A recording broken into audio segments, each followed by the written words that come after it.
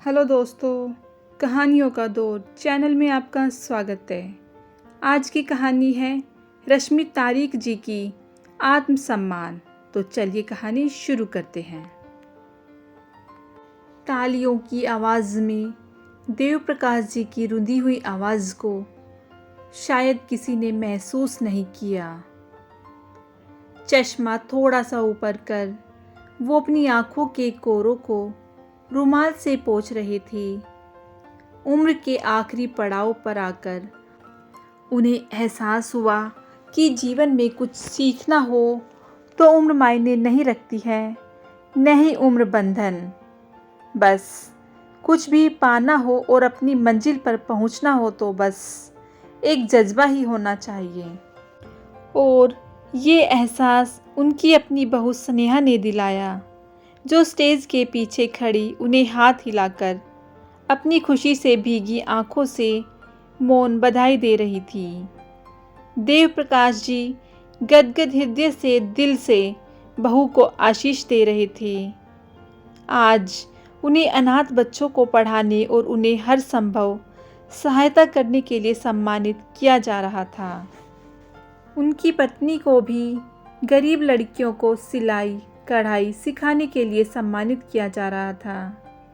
सविता देवी खुद कुछ ज़्यादा पढ़ी लिखी नहीं थी, पर जितना आता था, जितना उन्होंने अपने परिवार को अपनी समझ और सूझबूझ से संभाला, वही अनुभव उन गरीब लड़कियों के जीवन को संवारने में अर्पित कर रही थी। देव प्रकाश जी की डबडबाई आंखों में वो पल घूम गए जब इसी बहू स्नेहा को उन्होंने स्वीकार नहीं किया था। बहुत खरी खोटी सुनाई अपने मंझले बेटे को, जो प्रेम विवाह कर अपनी विजातीय पत्नी को सीधा घर ले आया था। मालूम था उसे कि पूछने पर उसे स्वीकृति नहीं मिलेगी, इसलिए हिम्मत कहो या महेश के प्रेम की इंतहा कि स्नेहा को ब्याह कर परिवार वालों के सामने खड़ा कर दिया। बस बहुत आग बबूला हुए थे उस दिन देव प्रकाश जी। देखा महेश की बेवकूफ़ी को, इसकी इतनी हिम्मत कि इसने बिना पूछे बिना हमें बताए शादी भी कर ली। चिल्ला पड़े देव प्रकाश जी सविता देवी पर, साथ ही एक तरफ जाकर बैठ गए।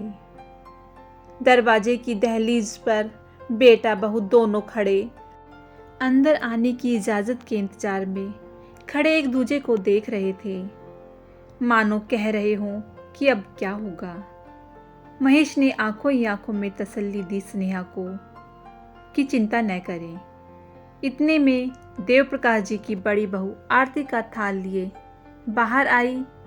देव प्रकाश जी झल्ला पड़े। बहू पूजा पर, किससे पूछकर तुम आरती उतारने जा रही हो इन दोनों की? कह दो इनसे हमारा रिश्ता खत्म आज से। हम क्या मर गए थे जो अपने आप शादी कराया?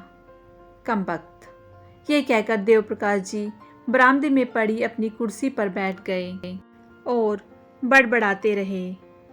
सविता देवी ने इशारे से बड़ी बहू को नवदंपति का स्वागत करने की आज्ञा दी और देव प्रकाश जी को शांत करने एवं मनाने के लिए समाज के ऊंच नीच का हवाला देकर आश्वासित करने लगी।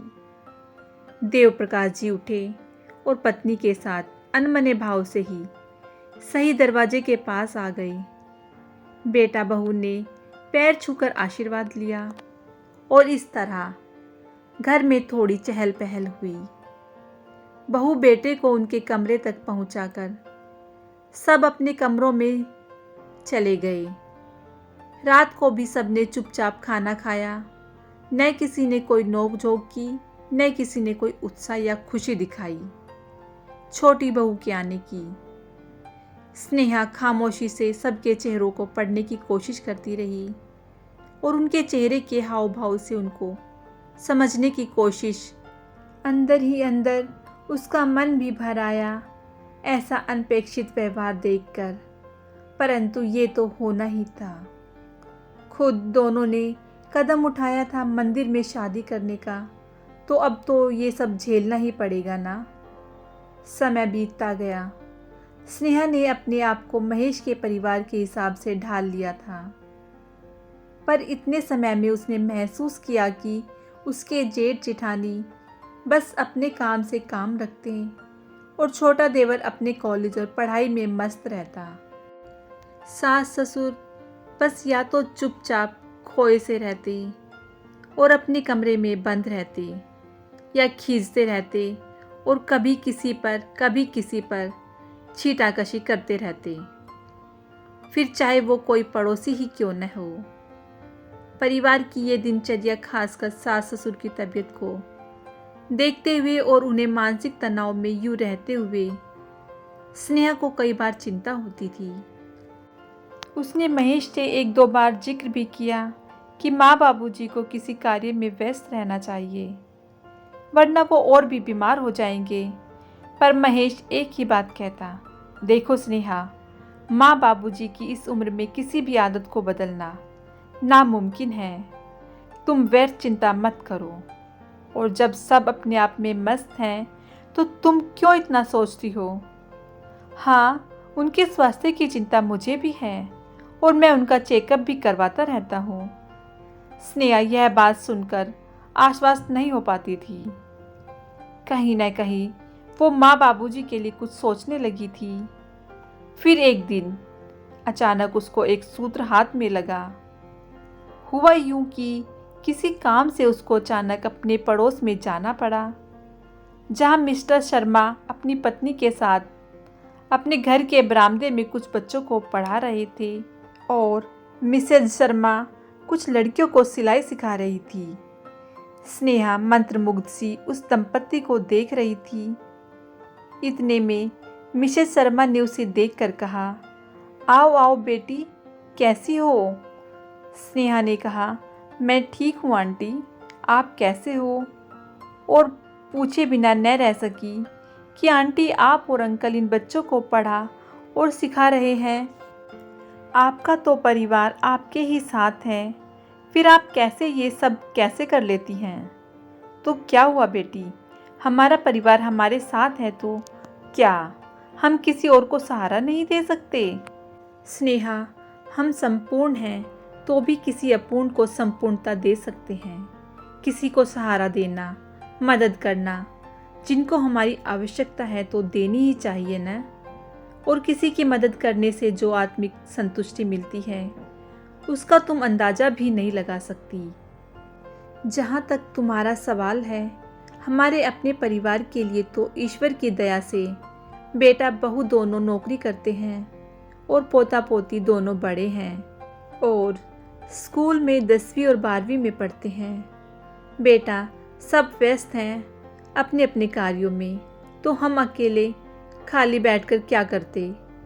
घर के छोटे मोटे कार्यों से निवृत्त होकर अनाथ बच्चों को पढ़ाने और गरीब लड़कियों को सिलाई कढ़ाई सिखाने में समय कब व्यतीत हो जाता है पता ही नहीं चलता।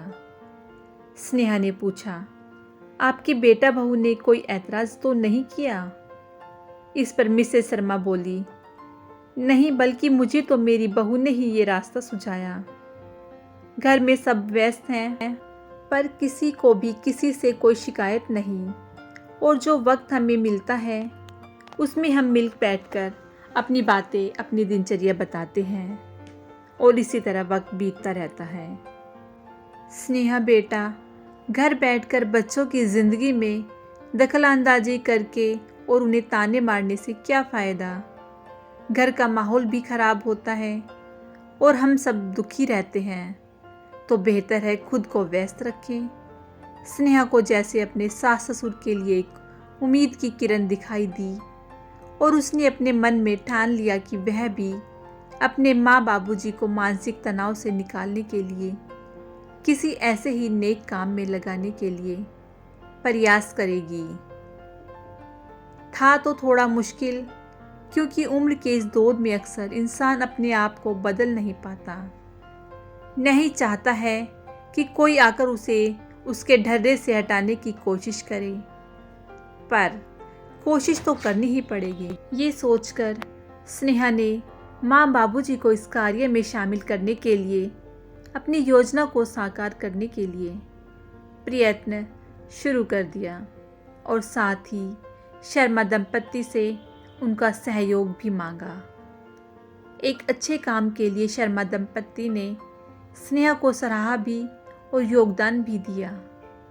एक दिन अचानक दरवाजे पर घंटी बजी और एक दो लड़के आए और बाबूजी से बोले, अंकल जी, हम यहाँ पास के शर्मा अंकल के पास पढ़ने आते हैं और शर्मा अंकल कहीं बाहर गए हैं, आज उन्हें आने में समय लगेगा। आप संस्कृत और हिसाब अच्छा पढ़ाते हैं, ऐसा हमने सुना है। प्लीज़ कल हमारा पेपर है, आप हमारी सहायता कर दीजिए ना, प्लीज़। बाबूजी कुछ सोचकर बोले, अरे बेटा, मुझे काफ़ी समय हो गया है ये पढ़ाई वढ़ाई छोड़े हुए। इस पर बच्चों ने कहा, आप एक बार कोशिश तो कीजिए ना। बच्चों की जिद के आगे उनकी एक न चली और वो काफ़ी देर तक बैठे रहे और उन्हें पढ़ाते और समझाते रहे। बाबूजी के चेहरे पर एक आत्मसंतुष्टि देख माँ और स्नेहा दोनों ही खुश थी। फिर ऐसे ही एक दिन कुछ लड़कियों ने बहाने से आकर माँ से भी कुछ सिलाई के नमूने सीखे। धीरे धीरे माँ बाबूजी शर्मा दंपत्ति के यहाँ भी जाने लगे और वहाँ पर बच्चों को अपना यथासंभव सहयोग देने लगे। सिखाने वाले बढ़े तो सीखने वाले बच्चों की तादाद भी बढ़ी। अब बाबूजी और माँ अपना अधिकतर समय इसी परोपकार और आत्मसम्मान मिश्रित कार्यों में लगाने लगे और खुश रहने लगे। इन्हीं प्रयत्नों के फलस्वरूप उन्हें शहर में जब सम्मानित करने के लिए बुलाया गया तो शर्मा दंपत्ति ने माँ बाबूजी को सब सच बता दिया और कहा कि आज उनके इस सम्मान के लिए उनकी बहू स्नेहा का हाथ है। तो माँ बाबूजी के आश्चर्य की सीमा न रही और वो आत्मविभोर से हो गए। अपना नाम पुकारे जाने पर जब बाबूजी स्टेज पर आए और फूलों के हार और तालियों से जब स्वागत हुआ और उन्हें कुछ बोलने को कहा गया तो देव प्रकाश जी बोले, मेरे हम उम्र भाइयों बहनों और अतिथिगण, आज मैं जो कहने जा रहा हूँ वो बात जिन्हें अच्छी लगे वो गांठ बांध कर रखे और जिन्हें न पसंद आए वो कृपया मुझे माफ़ करें। भाइयों और बहनों, हम अक्सर ये सोचते हैं कि हमारे बच्चे हमारे बुढ़ापे में हमारा सहारा बनेंगे या नहीं, कहीं वो हमें छोड़ तो नहीं देंगे दर दर की ठोकरें खाने के लिए।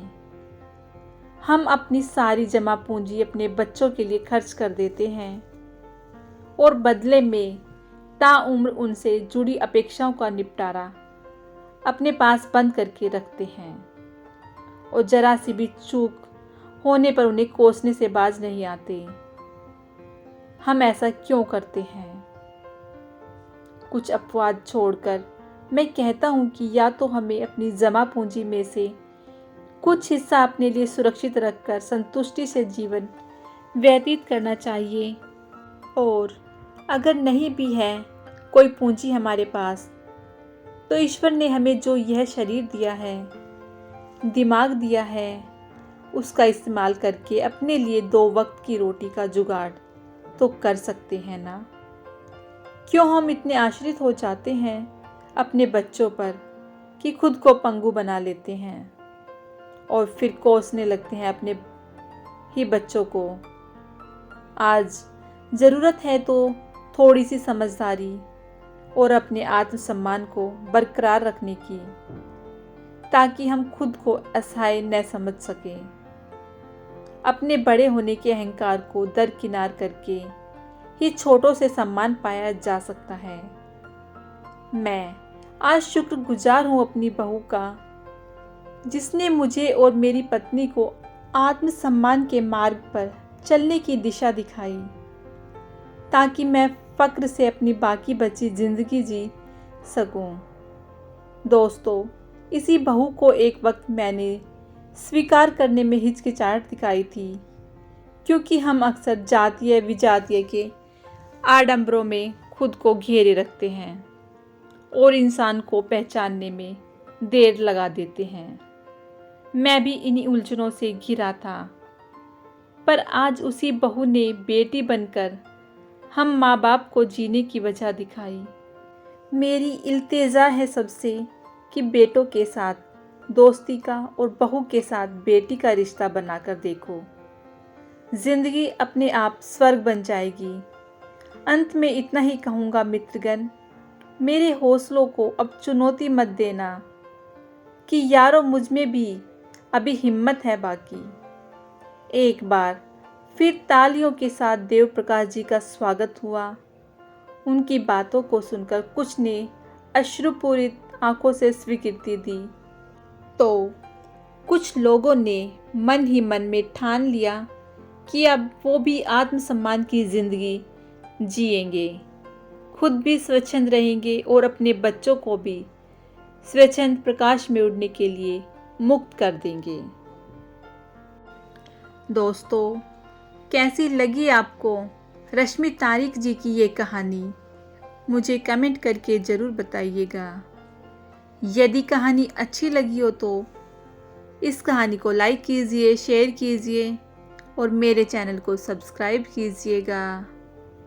कहानी सुनने के लिए बहुत बहुत धन्यवाद।